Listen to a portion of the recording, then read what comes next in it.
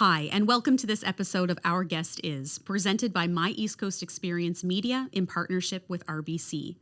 Our Guest Is introduces us to a resilient group of people typically called immigrants, but perhaps better described as entrepreneurs, community builders, and survivors. In each episode, we'll be hearing all about their journeys to Canada's East Coast in their own words. Today, our guest is Ossama Nasrallah. Hello, Ossama. Thanks for joining us. Thank you so much for having me. A little bit about you and your background. You're originally from Lebanon, and you attended SMU, St. Mary's University in Halifax, and were president and CEO of their Students Association for 2 terms. Yeah. You gained experience from that in advocacy, governance, and government relationships. And before becoming a business owner, you worked at Scotiabank. And you're a volunteer and board member of multiple organizations. MBA from SMU. You studied online with Harvard. Is that correct, too? Yep. You never stop. You own the Harbor Watercraft in Halifax, Sea Halifax, Nova Glamping. And your passions include finance, community relations, and management. And I've got to say, you're a very busy person. There's just a lot about you. I'm very impressed. So I guess we can start by you just telling us your journey to Atlantic Canada. Perfect. No, thank you so much for this. It's great to be back here. Really, it's all started 8 years ago when I decided to enter university. So I started my journey at St. Mary's, so in the language center. So I learned English as my second language, May to September, and I wanted to be a dentist at that time. So I did my first year in biology, actually. And then in my second year, I was like, no, biology is not my thing. I'm going to move to commerce. And I still remember calling my dad, be like, I don't think biology is my thing or dentistry. I might move to business. I said, yeah, no, that's fine. But you're going to do your master's after, right? I said, yeah, the goal is to do my MBA. And he said, and you're doing your PhD after that. I said, no, I never want to teach. He said, yeah, but I don't care. Everyone calls you a doctor back in the village. So you better come back as a doctor and something. No pressure. No pressure. But yeah, I did. Then I got a bit involved in university in my first year with the Student Association, and I did some volunteering with Habitat for Humanity and different societies on campus. And then we ran for president, and then it was just a great experience. And did my undergrad in marketing, and then I did my human resource certificate. And fast forward in 2019, graduated, joined Scotiabank as a small business advisor. And it's at university where I met my business partner, Omar, and we were actually roommates. And that's where we started the Harbor Watercraft. A small team down in Dartmouth, one full-time, one part-time. Fast forward, we're now with 22 employees over the summer. So we moved to the Halifax waterfront. The business grew. We launched another business. So it really all started at St. Mary's. And again, Scotiabank had a great experience, did a small business. And did a small business during COVID too, which was the toughest times for small businesses, but it was the most rewarding time for bankers to be able to step up and help people in tough times, other than just in normal days. But it was very rewarding. Then decided to go back to school to do my MBA in COVID, and I thought, it's only going to be a semester online, and then we're going to be back on campus. COVID, we're getting the vaccine, it's going to be all right. And then the whole MBA became online in a way, but it was a great experience. We were able actually to meet people from all around the world because more people joined the program just because they can do it virtually in a way. But it was good to do it here in Halifax, and then. From there, I joined after the MBA. I got promoted to Scotiabank to commercial banking, which was great, just down the street here in Hollis. But then our new venture started, Nova Glamping, and that's where I had to step away from banking and fully focus on our new project, Nova Glamping, and the businesses here over the summer. So I'm too much into tourism now and seasonal businesses, but it's very cool. You mentioned Habitat for Humanity, and when you were volunteering with them, that was to build houses for veterans in the U.S. And Absolutely. What was that experience like? It was great. So I did it actually 4 years in a row. Wow. So every February in Reading Week in school, we get on a bus and we drive to the U.S. So it's a nice 48 hours to 52 hours bus ride on a bus, with 30 more students. The bus never stops, and we went to Florida. The furthest one I went was to Texas, actually, and it's very, very rewarding experience because we we're really privileged where we live, and a lot of things, life is tough here too. But when you go there and you see the way of living, it's totally different experience. It's totally different when people lost their homes in hurricanes and they don't have place to stay. And the best part of the experience is the people who are building the house are there to volunteer with you, so you can see the impact. The mom, the single mom and her young child there trying to help with the house, and we're doing everything we can in that week. So we're like 40 students, 30 to 40 in like 5 days, just people doing flooring, roofing, everything. So it's just a great experience, and it made us even volunteer here locally. So we volunteer locally in September, and then February comes, we go to the US. Wow. So it's just a great experience. And the people that you were meeting through that program, did they ask you, what is Atlantic Canada? Where are you from? What is Canada like? Absolutely. Like when you tell them you're from Nova Scotia, like where's Nova Scotia? I mean, you're like, oh, where's Maine? So where Maine is, we're up there 4 hours away, 5 hours. Yeah. So, but it's great. And, we had just the best experience, and people were so nice with us there. And it's really very impactful in a way. So now being in Atlantic Canada and coming from Lebanon, what did you learn about Atlantic Canada before you came here? I mean, it's just a 4-hour drive from Maine. Yeah. And you probably knew about Maine before you knew about Halifax, right? Yeah. I mean, so that's totally understandable. And what surprised you about Halifax when you first moved here? Absolutely. So to be honest, like when I remember when my first, I'm the youngest out of 6, so I'm the youngest of the family. So I remember my dad saying, you know what, I would love to send you to Canada, and I was like, why would I go study in Canada? None of my brothers or sisters studied outside. They all studied in Lebanon or in Jordan, like right next in the Middle East. Mm-hmm. And they're like, you know what, I could never afford sending any one of them because we had the whole team basically studying at the same time, but now you're the youngest one. I was like, no, I really don't want to go to Canada. So I actually skipped a semester in university, went to drama school in Kuwait, studied drama for 6 months. Just so. And how did your parents feel about that? I know, just like, oh no, please be a dentist.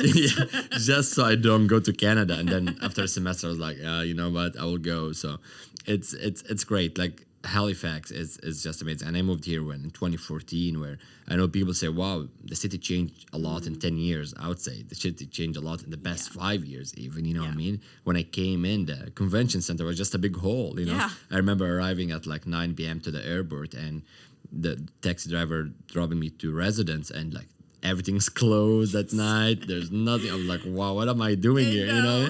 And I went to Toronto actually for a week before coming here. So I was like, wow, Toronto is amazing. I'm sure Halifax is the same. Then I came here. I was like, I think I'm in the wrong city.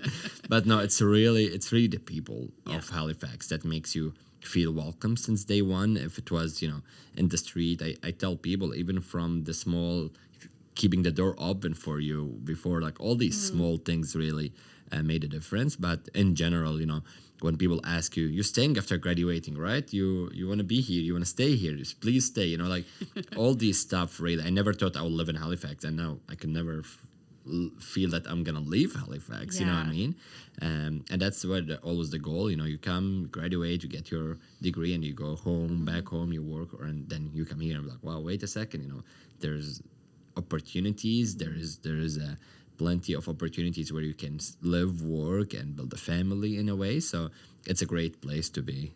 And I read online that your first experience with snow was when you moved here. I mean, and you're running out by yourself in the, dark of night. Yeah.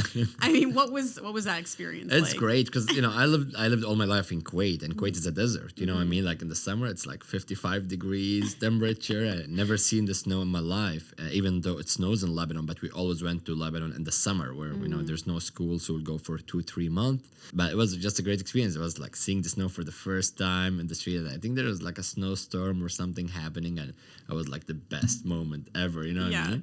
And even in my second year, we were like, there was snowing, and I got all these international students, my friends, and we're like, you know what? Let's go shovel the neighborhood. And we started. We went to shovel, and we went just for fun because we love the snow. Yeah. But then we were like, oh, that would be actually fun. So we started like shoveling and making like roads inside the houses, and so like, wow, that's cool.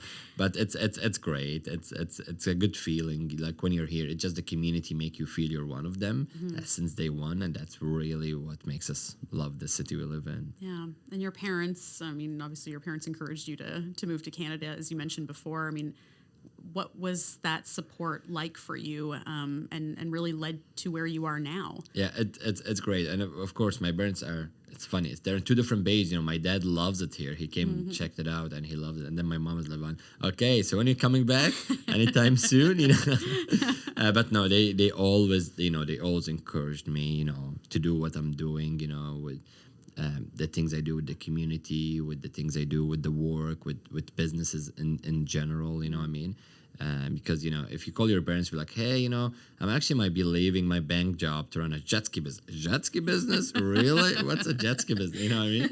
But it's different here. Like once you see how big the business became and how many people were serving and how many people were hiring and contributing to the community we live in, it's just amazing. But no, both of them really love it. They support it big time. And I try to visit home every 6 to 12 months. Of course, COVID was a hassle, but other than that, I try to go there every now and then. And the jet ski business, being in Halifax right now, I think I was on the waterfront in the summer, and I was like, "What is this?" Because as we were talking about, the city is growing so much, but having not really been on the waterfront in a couple of years, mostly because of COVID, it was phenomenal. And people are zooming around, and I'm thinking, why would someone just hand over a jet ski to a random person? Right. Aren't you afraid that they're gonna, fall off or something? Yeah. But it looked so fun. It is so fun, and we really worked hard in the past few years on like safety and procedures and everything. And the biggest thing for us with the jet ski is really accessibility. In real life, if you own a jet ski or a boat, you're very privileged, to be able to own a jet ski, or you live on a lake or live on the ocean, and being able to offer it for everyone. Here you go, for $120. You can go no matter what's your income, high or low. Yeah. People will say, you know what, me and my brother will do it once a summer. It's our anniversary. It's my kid's birthday. Yeah. And the biggest thing is, for us, it's changing people's perspective about the harbor. People still believe, especially in Nova Scotia, that the harbor is dirty. Yeah. They're like, oh, Sammy, we don't want to see it 10, 15 years ago. You know what I mean? Yeah. I'm like, I've been here for 8 years, and I think it's the cleanest. Like, really? And it's so funny. When we first started the business, people would say, will I lose a hand? Will I lose a finger being out there? I was like, no, you should never get into an accident. They're like, no, if I get splashed, They didn't mean your really. Your skin's just going to melt. They think, will I lose a finger if I get splashed? Because they have this, and now we're really having people coming every day. And 80% of our guests are Nova Scotian. It's locals, really. When we first started the business, we thought, cruise ship market. Oh, we get 9,000 big cruise ship. We just need like 20 people, 30 people, and it was never our market. The average age on this cruise ship is never in our business. You know what I mean? But locals just love it. Locals be like we have like people coming every single year with their family, with their kids. We have it like a yearly thing now, every summer.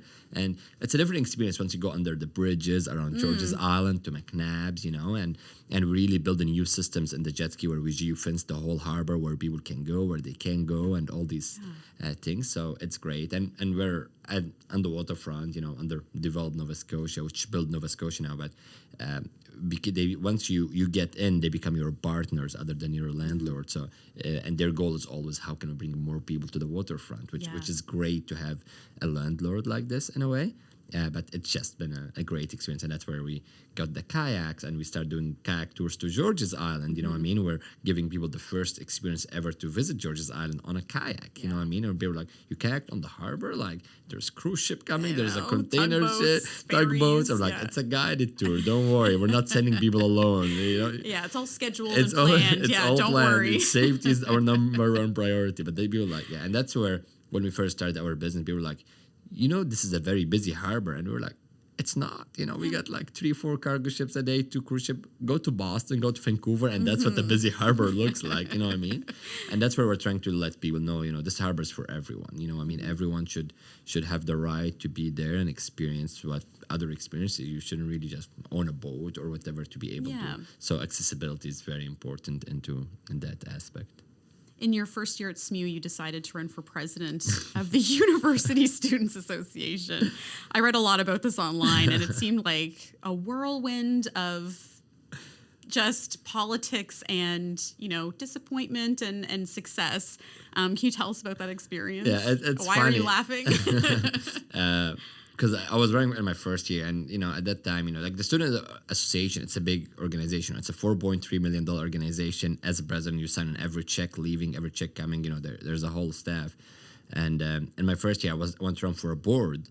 There's like a board of directors, 9 students. It's very cool, and you meet once a month. And then my friends were running for board, so like, oh, we're running for board. You can't run. You're going for president.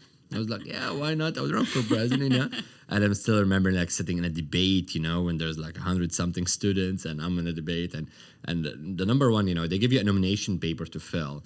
And it was very hard to fill it with 150 names in order to be able to run.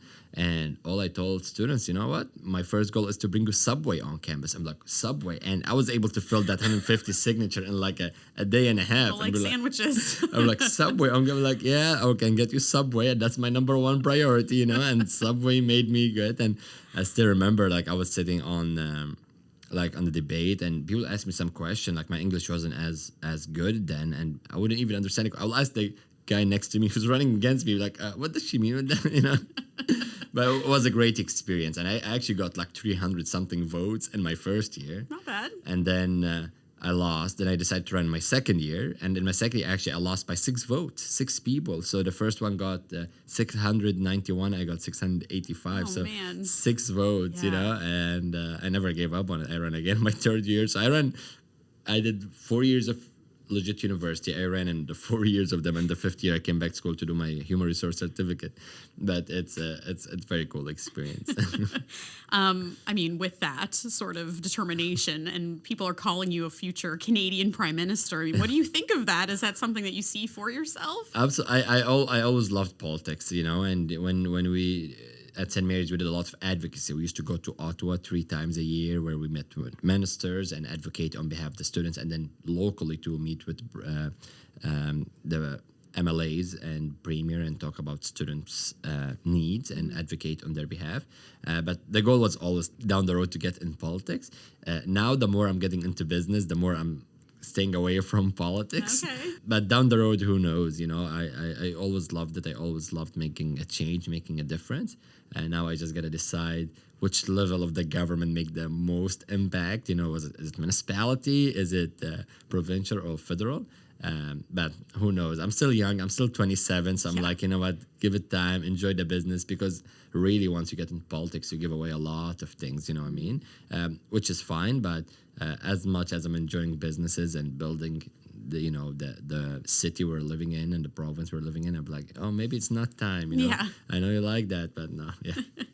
I also read too that you keep a statue of Barack Obama in your office. The whole prime minister thing, obviously he was the president of the United States. How has he influenced you, and who else do you admire?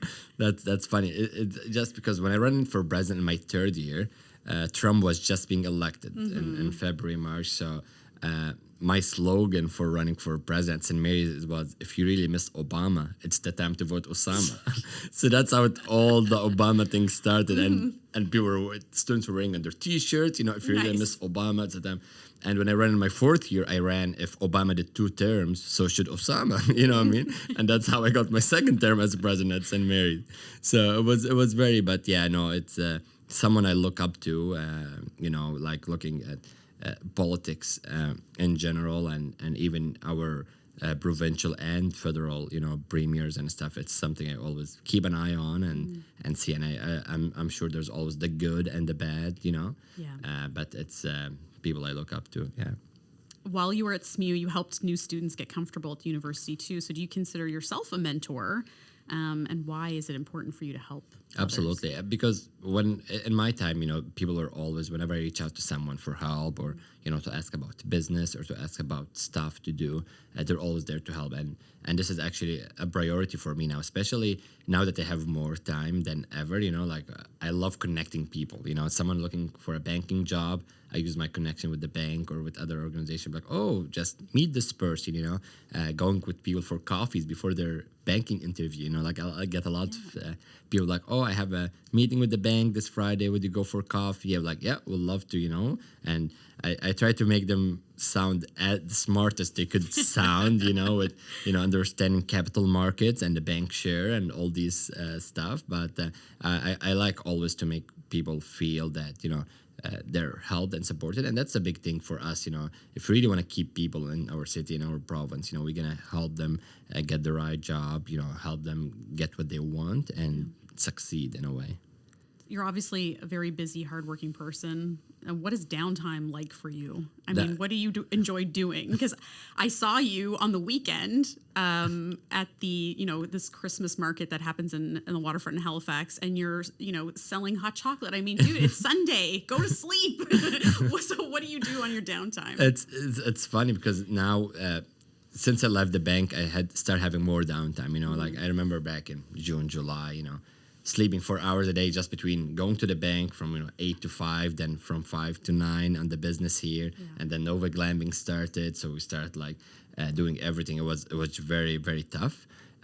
But now that there's no better banking and Nova Glamping, actually that's our last weekend, so today is our last day, and I'm having more time. So I just actually signed up for the first time into boxing. Down next to Spring Garden South Park, and now we started this new chalet at the Evergreen. It's just something we wanted to be part. We love the waterfront, and we really love the people at Develop and the work they're doing. So when that Evergreen thing came, we're like, you know what, we'll love to take a part. We're like, so what are you going to be playing to? We're like, let me think, give us 2 days. And we're like, okay, we can do mini pancakes, we can do brownies, we can do hot chocolate.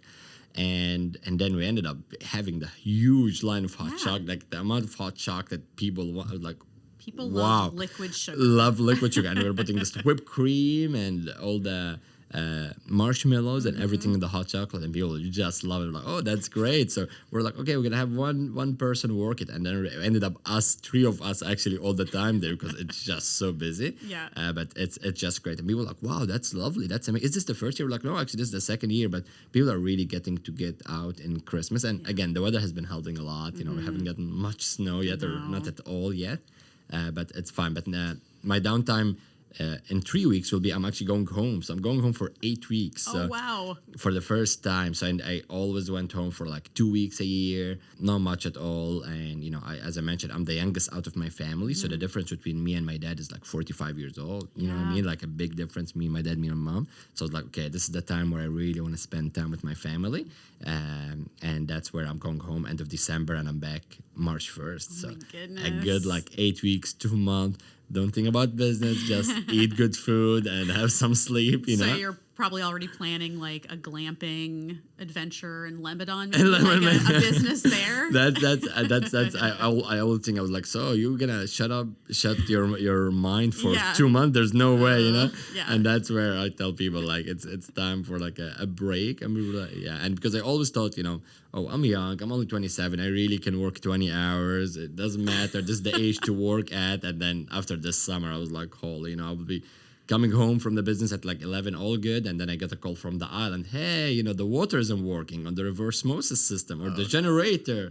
And I was like, okay, so I'll drive here all the way to Baggy's Cove at midnight, get on a boat, get to the island, try to fix it, get back. So it was a very busy summer, and now we're building a team. But again, people had the best time ever. We were fully booked all summer. People just loved it. It's rural community. It's West Dover. No, I didn't know whether West Dover was before getting the place. And we're like, where's West Dover? We're like, oh, where the Baggy's Cove? It's 4 minutes away from there. We're like, oh, okay, so it's close to that area.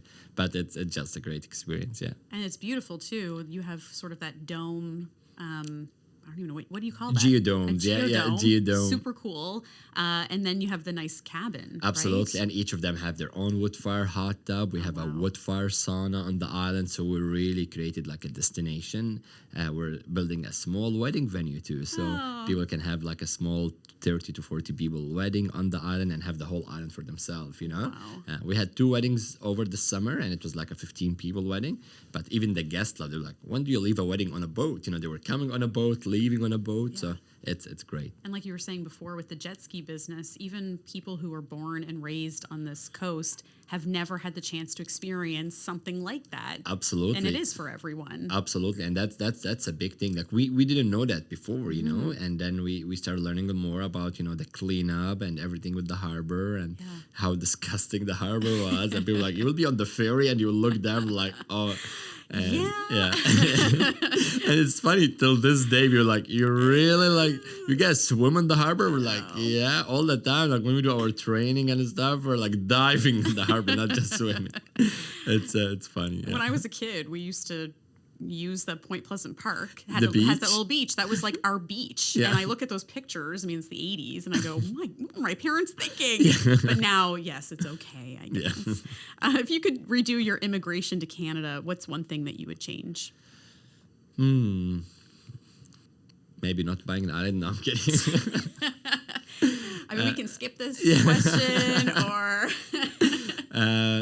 No, to be honest, I don't think I will change one thing as much as I will really get engaged in a faster way, do more things, you know, that would help me realize what I want to fully do, you know, but really not a big thing what I would change, you know. I think I had a good journey so far, thankfully, and And what about advice that you would give someone who's maybe considering studying as an international student in Atlantic Canada? Yeah, I will tell them, you know, Canada is the place to study, you know, especially Halifax. You know, people are welcoming. They will feel part from the community. They will really feel home, far away from home.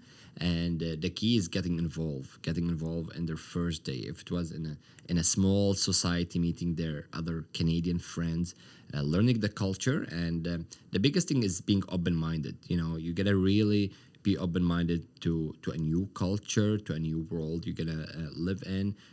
Of course, you should always keep your values, keep your ethics, keep whatever you like, but you should always be open-minded to other cultures and other people, because that's one thing I learned here, and that's one thing that made me who I am, is really being open to every other culture, to every other religion, to every other, and that's the best thing about the community here. People always will treat you as a human, no matter what's your background, where you came from, or anything. People always treat you on who you are and how you treat them and how you make them feel.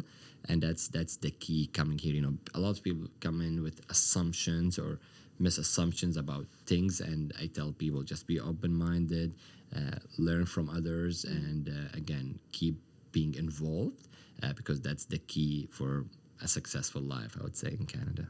So previously we were talking about, you know, you were in drama and biology, and, you know, you were finding your way, but then you realized that you loved presenting in front of people and public speaking, but that, you know, naturally freaks a lot of people out. So again, maybe some more advice on if someone is an international student or wanting to learn to network, and, you know, if you could give them any advice of just breaking out of that shell. Absolutely. And that's where really, like, I remember the whole public speak thing came from Enactus, it's a society on campus where we joined and we started presenting to, you know, CEOs and company directors about a product or about a service we provided as a society to help the community, or about an enterprise. And really, people shouldn't feel shy about presenting as much as, you know, go up there, you're gonna do mistakes, you're gonna think that people didn't really understand what you meant, you know. I remember, as I mentioned, you know, in my first year, people asked me about swag. I never knew what the word swag is, you know what I mean? And someone mentioned it, swag, in the debate or something, and I said, oh yeah, we'll bring more swag, you know.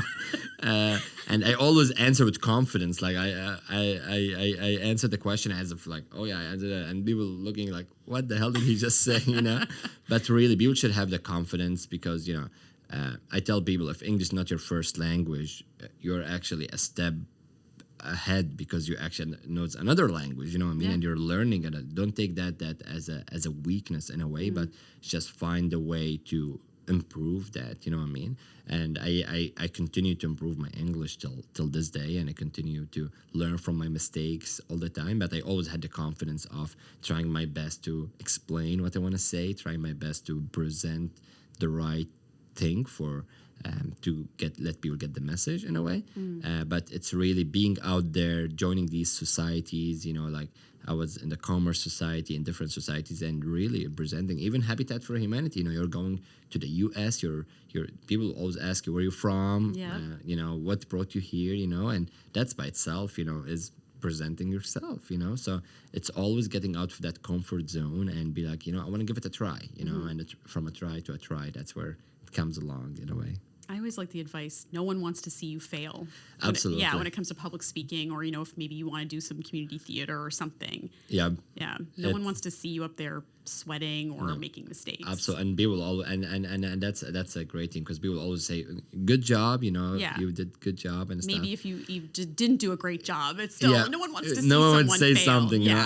I loved my honest friends who would say, you said some word that didn't make sense at all. Like, You said swag again. You said swag again.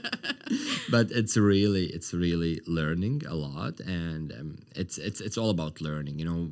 When we came from culture, for example, we never really knew what indigenous means or Aboriginal, and I was honest about it. Like we really learn about indigenous people and Aboriginal. Where I was born, all we did was watch movies. And these movies were actually a bad thing, not a good thing, because we never. And then you come here, and then you find your classmate. He's an indigenous student, and you learn about their culture, and the more you learn, and you start learning about residential schools, and you learn about the whole history, which is amazing. You know what I mean? And it's not that, I came from a culture that we don't have indigenous people, because I'm sure we do. It's just not out there. It's here where you learn about it, here where you learn how to support your indigenous friends. You learn about how they see things, you know what I mean? And that's the best thing I liked here.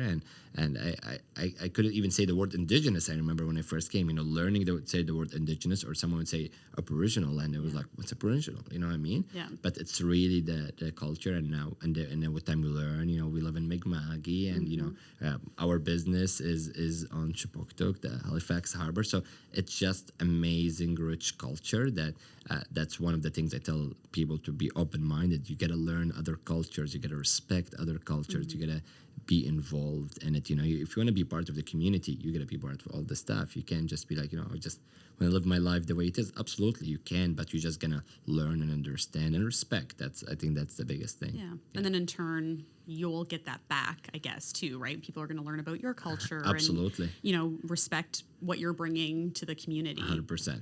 Another motto that stood out to me when I was creeping you on Instagram, life is too short to live the same day twice. Yeah. Where does that come from? That's funny. I got to change that. I like this. It's really like I'm always about new adventures. I'm always about what else can we do when there's free time or there's something, and that's where I always live day by day. I mean, people are like, oh wow, you have a business. What's your 5 years plan? I'm like, I don't really have a 5 years plan. Yeah. I just enjoy what we're doing. I wait for every summer, season by season. We take it every season. We add something new. Every season we add new team members, but not looking too far and stressing out. Okay, people are like, what's your exit strategy? I'm like, what are you talking about? I know I'm a banker, but this is not a startup that I'm selling a product, and it's different. We're just enjoying what we're doing. We're young. Me and my business partner, we're 27. And Mary is young, and we're doing Nova Glamping together, and really it's really giving the experience to people, and then down the road we see that where that goes. In a few years we might say, oh, we're good with it, that's it, we've been doing this for like 6-7 years, and or we say, we're just enjoying it, we want to keep doing it, and it's seasonal. Let's work all summer and go skiing somewhere in the winter, maybe, who knows. But yeah, because we love skiing. It's funny, I learned skiing here.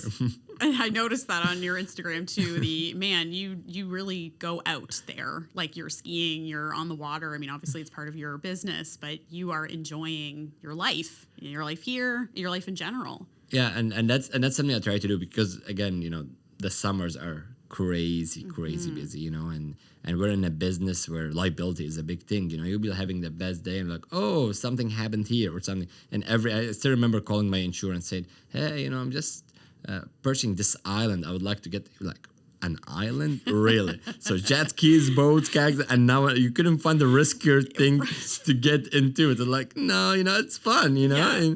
and it's fun, but it's really like the summers for us, like starting mid-June all the way till mid-September that till a hurricane comes nowadays. But it's very, very busy, and that's where when we get time to enjoy, we really try to enjoy it the most. Because in the summer, like weekends, we don't have something called, oh, let's go with friends for no. The weekends are the busiest days ever. You know what I mean? Like that's where you gotta be there. But again, now I have the winter more to like enjoy and do stuff I like. So maybe one more seasonal business, and that's it. I'll keep the whole winter off. Don't pre-plan too much. Yeah. Thank you, Ossama, and thank you to everyone joining us today for this episode of Our Guest Is. If you don't want to miss the next episode, make sure you subscribe. You can find us on myeastcoastexperience.com, Spotify, Apple Podcast, Google Podcast, Stitcher, and YouTube. Plus, don't forget you can follow My East Coast Experience on Instagram, Facebook, Twitter, and LinkedIn. Thanks again, and hope you can join us for our next episode.